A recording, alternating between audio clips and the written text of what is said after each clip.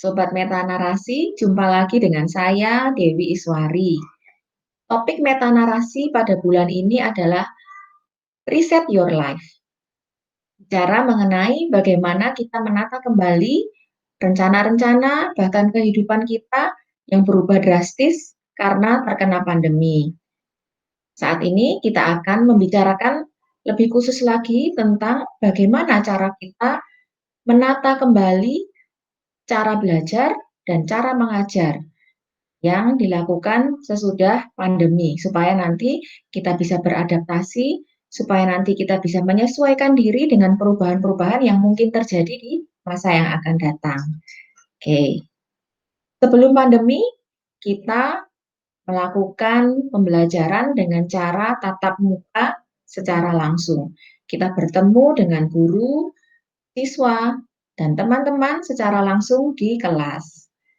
Kemudian selama pandemi, kita belajar secara daring atau online. Kita mempergunakan berbagai platform dan berbagai media seperti Zoom, Google Meet, Google Classroom, dan masih banyak yang lainnya.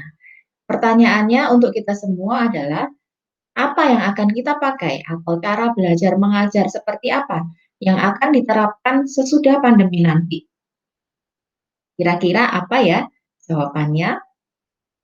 Sesudah pandemi, bisa jadi yang akan dipakai untuk belajar dan mengajar adalah blended learning. Apa itu blended learning? Blended learning adalah kombinasi antara tatap muka secara langsung dengan belajar secara daring atau online. Di situ guru bisa mengirimkan materi untuk dipelajari siswa di rumah, mengirimkan tugas-tugas untuk dikerjakan, dan juga pengumuman-pengumuman via daring atau secara online.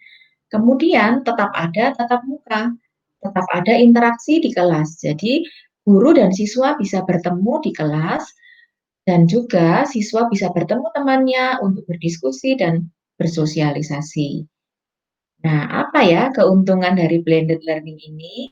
Yang pertama, blended learning ini akan membuat siswa bebas menentukan jam belajarnya.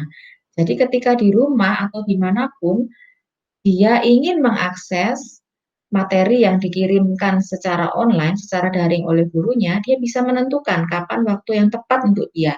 Mungkin ada yang bisa belajar lebih konsentrasi di malam hari atau ada yang di pagi hari, itu bisa disesuaikan tiap siswa. Kemudian keuntungan yang kedua, dengan adanya tatap muka, siswa masih bisa berkonsultasi dan bertanya kepada gurunya bila ada materi yang belum dimengerti. Kemudian yang ketiga, keuntungan lainnya adalah siswa tetap dapat bertemu dengan teman-temannya untuk berdiskusi, untuk kerja kelompok, dan juga untuk bersosialisasi. Dan kemudian yang keempat adalah materi yang dikirimkan ini bisa dipelajari lagi, dibuka lagi secara berulang, sehingga ketika siswa masih mengalami kesulitan, masih belum paham, dia bisa kembali buka materinya dan dia bisa ulang sendiri dengan dibaca dari rumah. Itulah 4 keuntungan dari menerapkan blended learning. Baik, oke.